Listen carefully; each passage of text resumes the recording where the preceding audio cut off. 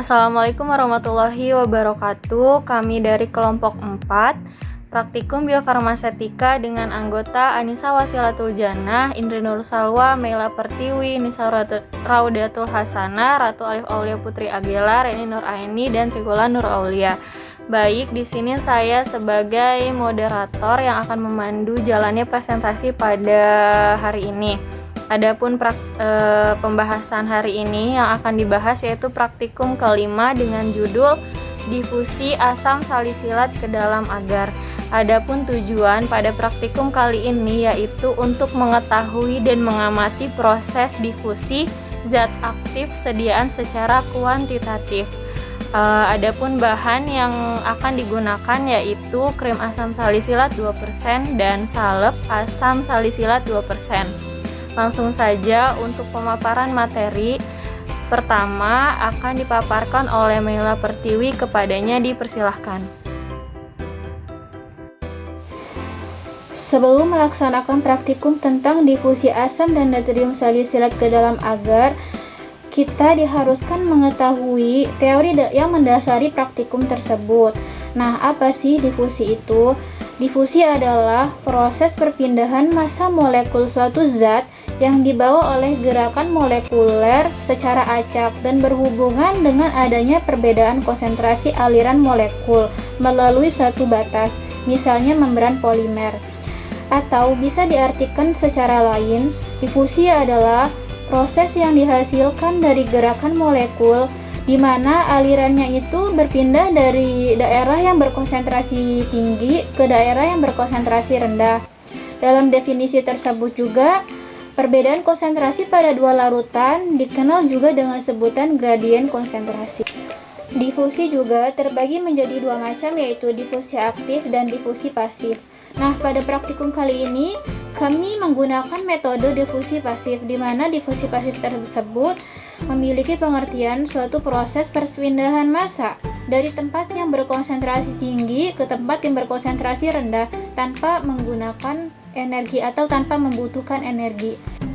Asam salisilat merupakan asam organik yang berkhasiat sebagai fungisid terhadap banyak fungi pada konsentrasi 3-6% dalam salep. Di samping itu, zat ini berkhasiat sebagai bakteriostatik lemah dan berdaya keratolitis, yaitu dapat melarutkan lapisan tanduk kulit pada konsentrasi 5-10%. Asam salisilat mengandung tidak kurang dari 99,5% CH2O dan memiliki pemerian haplo ringan dan serbuk berwarna putih, hampir tidak berbau, dan memiliki rasa yang agak manis tajam. Kelarutan asam salisilat larut dalam 550 bagian air, 4 bagian etanol 95%, mudah larut dalam kloroform dan eter, larut dalam amonium fosfat, dinatrium hidrogen fosfat, kalium sitrat, dan natrium sitrat. Penyimpanannya dalam Adapun bahan-bahan yang kami gunakan pada praktikum kali ini ada 1 bungkus bubuk agar-agar tidak berwarna, ada salep asam salisilat atau Na salisilat 2%, ada krim asam salisilat atau Na salisilat 2%, dan ada FeCl3. Untuk alat yang kami gunakan ada cawan Petri, pipet tetes, kertas saring, penggaris, dan label. Cara kerja pada praktikum kali ini yaitu pertama, kita siapkan cawan Petri yang sudah berisi media agar yang telah didinginkan. Tambahkan 2 ml FeCl3 ke dalam cawan Petri sampai menutupi semua permukaan agar dan diamkan selama 2-3 menit. Kemudian sisa larutan FeCl3 dikeringkan menggunakan kertas saring. Lalu kita membuat 3-4 lubang sumuran pada media agar untuk benamkan sampel obat. Pada cawan 1 dan 2 diberikan sampel salep asam salisilat pada lubang yang sudah kita buat dan diratakan. Pada sampel 3 dan 4 diberikan sampel krim asam salisilat pada lubang yang sudah kita buat lalu diratakan. Setelah sampel sudah rata, simpan dalam lemari pendingin selama 30 menit dengan suhu terkontrol. Lalu keluarkan dan biarkan dalam suhu ruang atau suhu kamar selama 60 menit. Amati dan catat perubahan yang terjadi.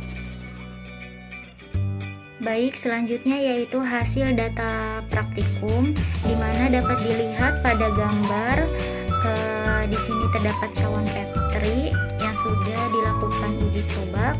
Pada gambar pertama yaitu krim asam salisilat, dan untuk gambar kedua yaitu terdapat salep asam salisilat.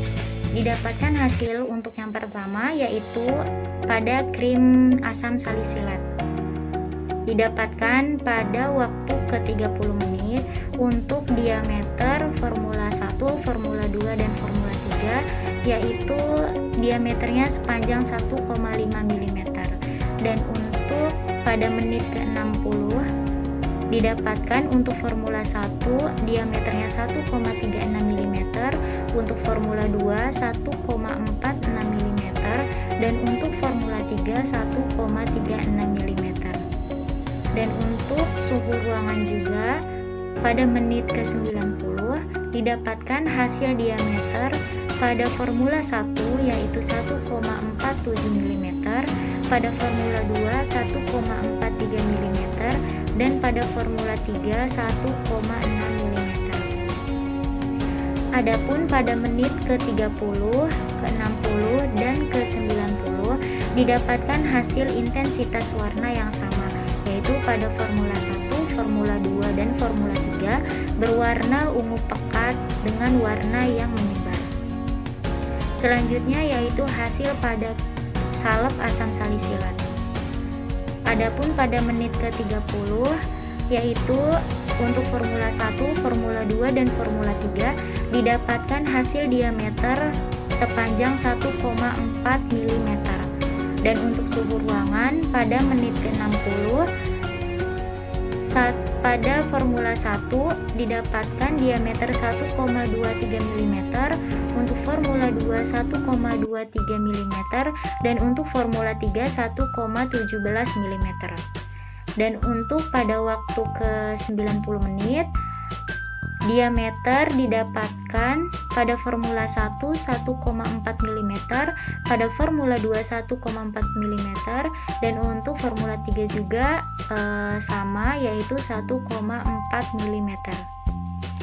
Adapun pada menit ke 30 yaitu didapatkan hasil intensitas warna yang sama pada formula 1, formula 2, dan formula 3 yaitu berwarna ungu dengan warna yang mulai menyebar. Dan pada suhu ruangan yaitu pada menit ke 60 dan menit ke 90 didapatkan hasil intensitas warna yang sama yaitu pada formula 1, formula 2, dan formula 3 yaitu warna ungu pekat dengan warna yang menyebar. Pada hasil tersebut yang tadi sudah disampaikan, terdapat perbedaan antara diameter krim asam salisilat dengan salep asam salisilat. Bahwasanya krim asam salisilat nilai diameternya lebih tinggi daripada salep asam salisilat, meskipun memang nilai diameternya tidak jauh berbeda. Pada praktikum kali ini bertujuan untuk mengetahui dan memahami proses difusi zat aktif sediaan secara semi kuantitatif. Yang dimaksud dengan semi kuantitatif itu kita melakukan pengujian difusi dengan mengukur diameter yang didapatkan dari beberapa sediaan, yaitu pada sediaan krim dan salep. Pada uji difusi terhadap suatu zat tertentu di mana dibuatnya suatu mekanisme kerja layaknya difusi di dalam membran sel tubuh manusia atau biasa disebut dengan uji in vitro. Adapun sediaan yang diuji menggunakan bahan aktif berupa asam salisilat dalam bentuk sediaan krim dan juga salep. Kemudian setelah itu diukur diameter yang terabsorpsi pada media agar sebagai membran terhadap waktu di mana obat yang terabsorpsi seolah-olah menembus membran sel yang ada di dalam tubuh. Pada krim yang dilakukan pengujian, hasil didapat sesuai dengan tabel yang telah dijelaskan, yaitu pada krim asam salisilat diameter rata-rata pada setiap waktunya berbeda, namun ada juga yang sama. Begitu juga hasil pengujian yang didapatkan pada sediaan salep asam salisilat, namun pada salep diameternya itu mengecil pada menit ke 60 dan 90. Untuk intensitas warna yang didapat pada krim asam salisilat yang kami uji adalah berwarna ungu pekat mulai dari menit 30 pertama sampai pada suhu ruang, yaitu pada menit ke 90. Sedangkan pada salep intensitas warna yang dihasilkan itu pada menit ke-30 pertama antara F1, F2 dan juga F3, yaitu berwarna ungu. Sedangkan pada menit ke-60 dan juga 90 mengalami perubahan, yaitu berwarna ungu pekat dan juga diameternya itu lebih mengecil. Dari pemaparan materi tersebut bisa kita simpulkan bahwa difusi yang terjadi merupakan difusi pasif, yaitu suatu proses pemindahan massa dari tempat berkonsentrasi tinggi menuju tempat yang berkonsentrasi rendah tanpa membutuhkan energi. Membran dalam kajian formulasi biofarmasi merupakan suatu fase padat, setengah padat, atau cair dengan ukuran tertentu, tidak larut atau tidak tercampurnya dengan lingkungan sekitar dan dipisahkan oleh satu dengan yang lainnya, umumnya itu fase cair. Nah, hasil dari formula 1, 2, dan 3 pada krim asam salisilat berdiameter rata-rata kurang dari 1,6 mm dengan intensitas warna yang dihasilkan yaitu ungu pekat. Sedangkan pada salep asam salisilat berdiameter kurang dari 1,5 mm dengan intensitas warna yang dihasilkan itu ungu pada menit ke-30 dan pada menit ke-60 serta 90-nya itu warna yang dihasilkan yaitu ungu pekat. Nah, dari pemaparan tadi dapat disimpulkan bahwa sediaan krim asam salisilat yang memiliki difusi lebih baik dibandingkan oleh salep asam salisilat. Terima kasih untuk presentasi hari ini. Kurang lebihnya mohon maaf. Wassalamualaikum warahmatullahi wabarakatuh.